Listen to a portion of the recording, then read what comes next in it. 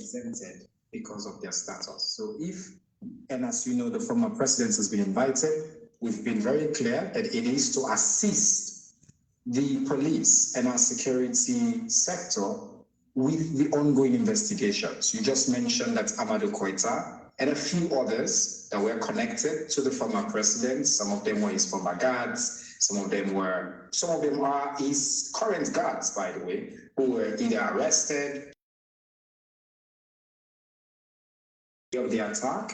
And what we're doing is just following the evidence wherever it leads. And at this stage, it's just a question of asking the former president to perform his civic duty and answer questions to the Sierra Leone police. I mean, fair enough, but some would say by the time, you take the step of actually summoning a former head of state, it shows that surely you have something that you believe only they can clarify, or some proof that, you'd like to further interrogate.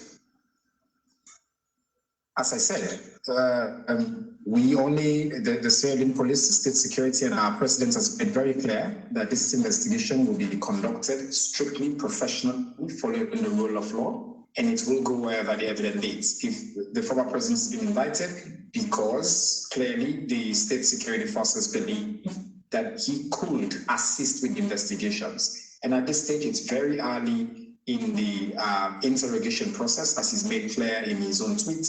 Today was just the first set of questions that they had. The interrogations will continue tomorrow, and we'll see where that leads. I mean, Minister, the events of the last few days show the former head of state. Could a move like this worsen the political situation in your country?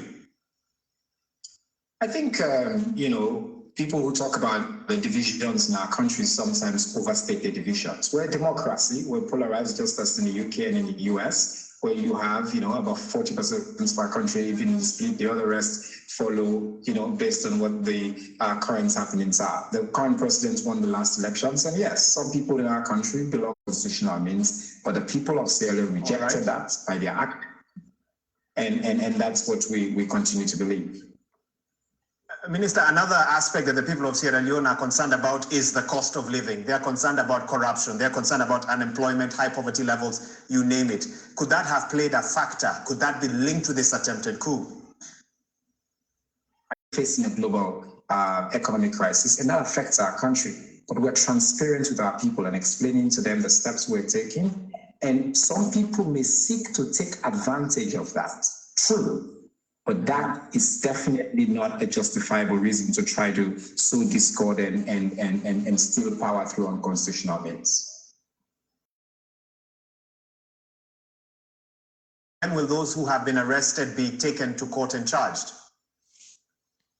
As I said, we're following every step of this process. We're going to follow the rule of law. Some have been interrogated. They have